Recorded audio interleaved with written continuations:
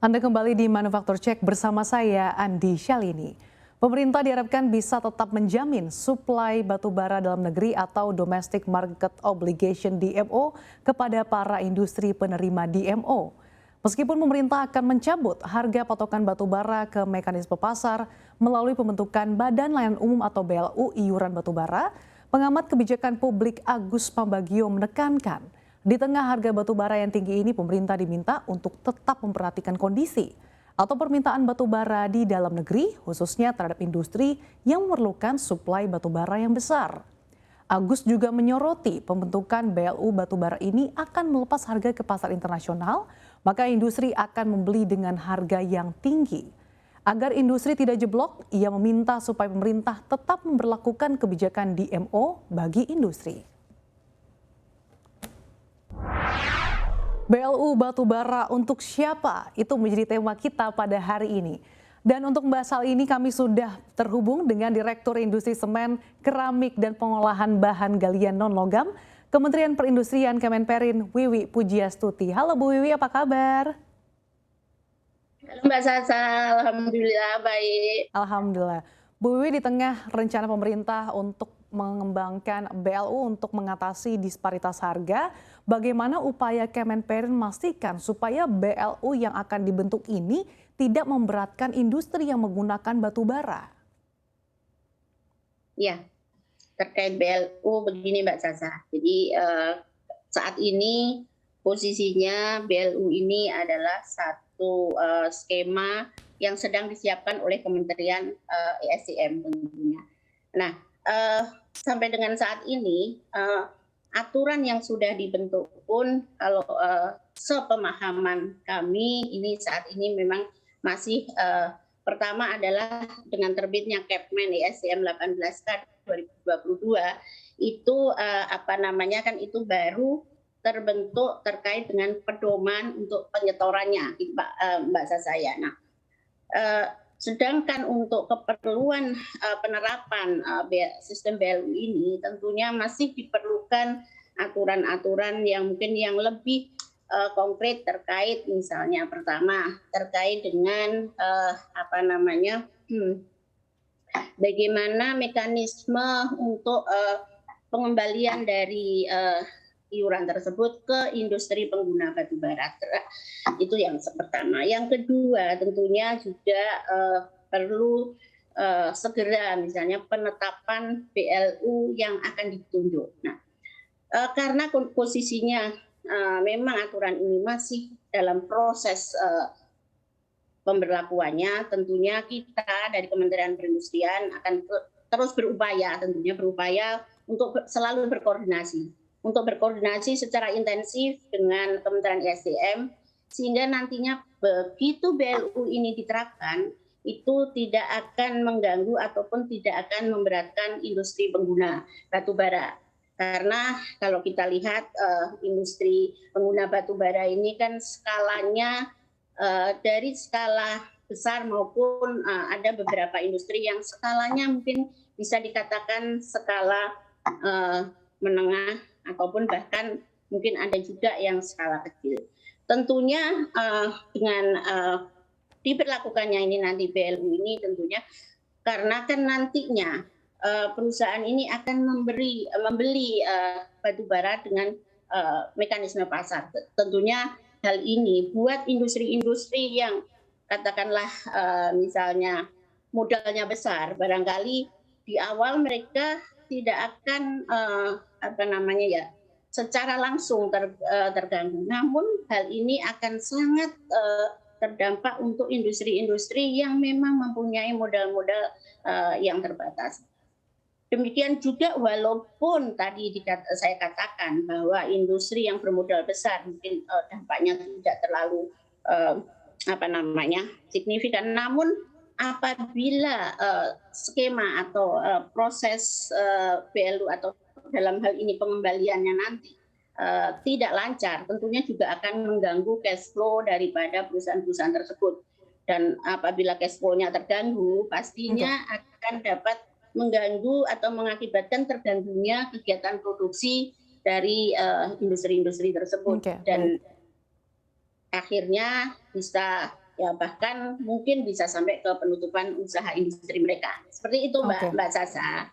Artinya ini masih diperlukan aturan-aturan yang lebih konkret lagi supaya tidak memberatkan industri pengguna batu bara khususnya pengusaha-pengusaha yang memiliki modal terbatas ya Bu ya. Nah nantinya kalau misalkan Betul Mbak. telah diterapkan industri kan akan membayar harga batu bara dengan harga mekanisme pasar. Nah bagaimana upaya Betul. Kemenperin untuk mengantisipasi keterlambatan pembayaran dari selisih harga nih?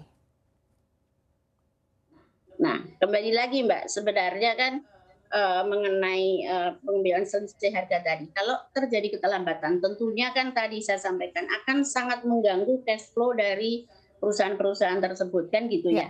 Dan tentunya kalau cash flow-nya terganggu, akibatnya tentu proses produksinya terganggu dan sebagainya. Nah, tentunya yang kita harapkan sebenarnya dari adanya BLU ini ada skema baru yang sebelumnya dengan skema DMO, ini ada skema baru yang tentunya akan memberikan apa ya, memberikan dampak yang lebih baik lah kan tentunya seperti itu. Nah, saya kira itu skema bisa baru seperti apa sih Bu dilakukan. yang kira-kira yang akan dilakukan oleh Kemenperin untuk mengantisipasi keterlambatan pembayaran-pembayaran selisih dari harga disparitas ini?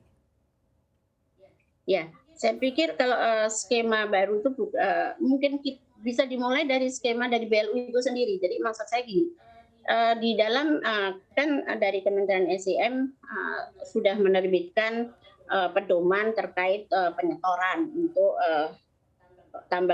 para penambang batu bara yang melakukan kegiatan ekspor. Tentunya setelah itu perlu diikuti tentunya bagaimana skema atau mekanisme ataupun prosedur lah termasuk persyaratan dan sebagainya terkait dengan tata cara pengembalian ya pengembalian dari selisih harga tadi.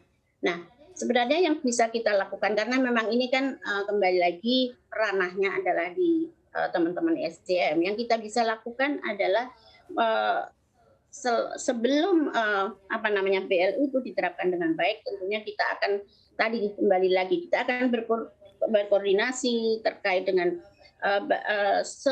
sedapat kita akan bisa mengusulkan Mbak Tati sedapat Ya. mungkin skema ataupun mekanisme ataupun nanti tata cara termasuk persyaratan pengembalian itu sesederhana mungkin atau sesimpel mungkin dan tentunya itu benar-benar bisa segera dirasakan oleh teman-teman industri yang sudah mengeluarkan biaya untuk pembelian batu bara yang sesuai dengan mekanisme pasar tersebut. Oke. Nah, itu upaya-upaya itu dan tentunya juga kita berharap sebelum sebelum BLU ini nanti diterapkan, tentunya perlu beberapa persiapan yang mungkin perlu dilakukan. Pertama mungkin perlu sosialisasi yang pasti untuk teman-teman di industri Ya. sehingga mereka akan tahu persis sebenarnya mekanisme yang akan dilaksanakan sesuai tata cara ataupun skema BLU ini seperti Oke, apa. Bu Wiwi, Itu yang sebelum pertama. melakukan Ya, sosialisasi di tengah lonjakan barang dan juga komoditas, seperti apa sih upaya Menperin untuk menjaga agar di tengah hal ini tidak mengganggu nih produktivitas manufaktur para industri? ya. Sebenarnya kalau terkait hal tersebut Mbak Sasa, Kemenperin selama ini kita juga sudah selalu memberikan menyampaikan ataupun mengarahkan untuk industri-industri kita untuk melakukan efisiensi maupun kita bisa katakan efisiensi lah terhadap industri-industri khususnya industri-industri yang memang khususnya di sini kalau kita bicara terkait batu bara tentunya kita akan lebih fokus pada industri-industri yang yang lahap terhadap energi gitu Ya. kan. Karena memang kalau kita bicara energi itu merupakan satu bisa dikatakan satu satu hal yang memang sangat berpengaruh terhadap produktivitas dari suatu industri.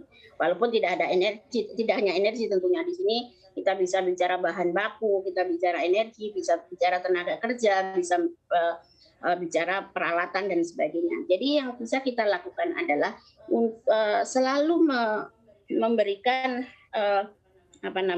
upaya-upaya terkait dengan tadi agar industri itu melakukan efisiensi. Nah, dan efisiensi ini tadi kembali lagi bisa efisiensi dari bahan baku, efisiensi dari air, efisiensi energi dan sebagainya. Dan itu semua sudah ditetapkan juga dengan kebijakan dari Kementerian Perindustrian, di mana kita di dalam Undang-Undang Nomor 3 tentang perindustrian, kita juga mengamanatkan bahwa industri sedapat mungkin menerapkan yang namanya industri hijau, di mana pola industri hijau ini di dalamnya itu tercantum yang namanya tadi kita bicarakan efisiensi. Oke, baik Bu Wiwi, kami sudah tangkap poin Anda.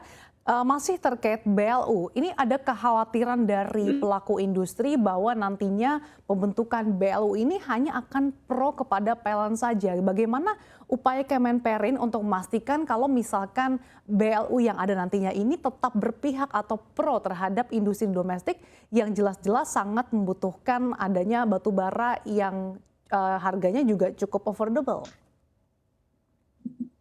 Ya, terima kasih Mbak Sasa. Jadi terkait itu, jadi memang selama ini kita sudah melakukan upaya-upaya pendekatan-pendekatan tentunya melalui pendekatan secara dalam baik mulai dari level-level di level kami termasuk di level nanti eselon 1, bahkan terakhir kami dari Kementerian Perindustrian dan Kementerian ESDM itu melakukan raker bersama Mbak Sasa 2 minggu yang lalu, di mana dengan raker bersama ini kita bisa saling memberikan pemahaman, termasuk yang tadi disampaikan Mbak Sasa, itu juga sudah disampaikan Pak Menteri Perindustrian dan juga bersama dengan Pak Menteri ESDM, bahwa salah satu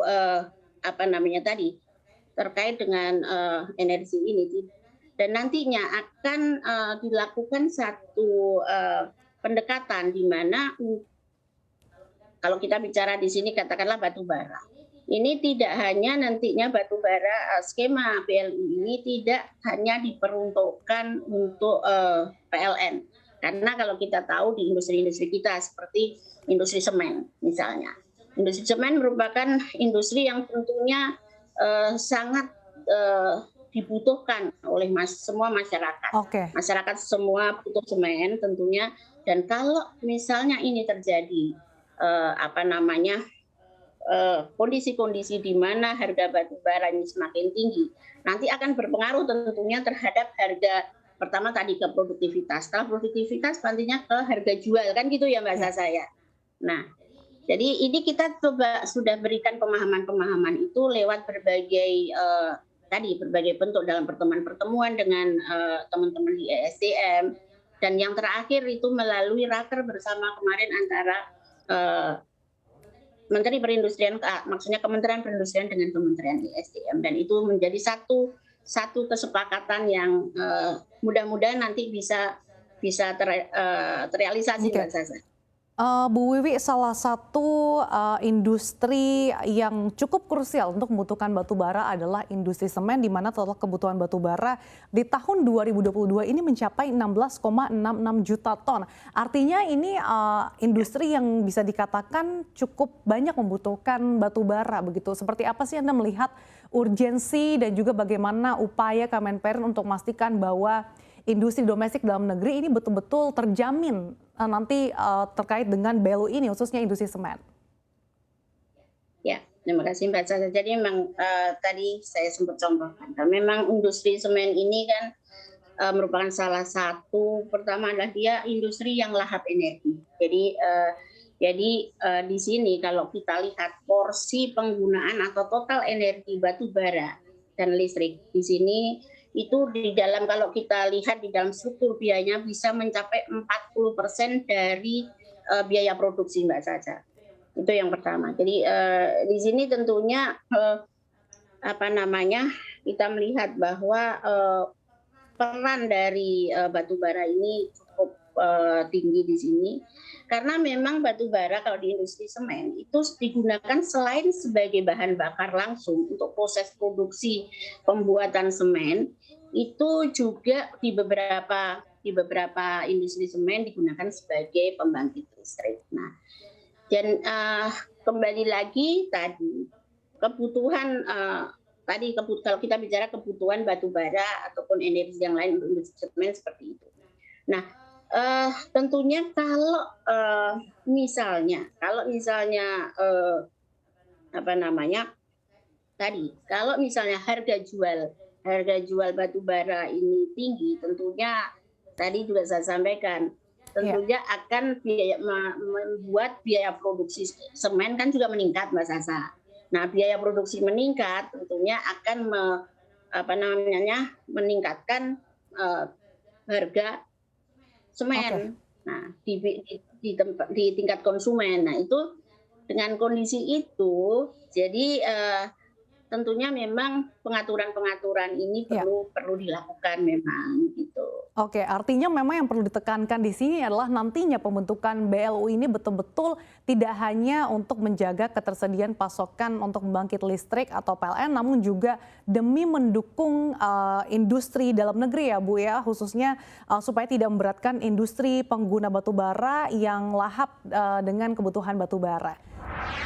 Terima kasih kepada Direktur Industri Semen, Keramik, dan Pengolahan Bahan Galian Non-Logam, Kementerian Perindustrian Kemenperin, Wiwi Pujiastuti telah bergabung bersama kami di Manufaktur Cek CNBC Indonesia.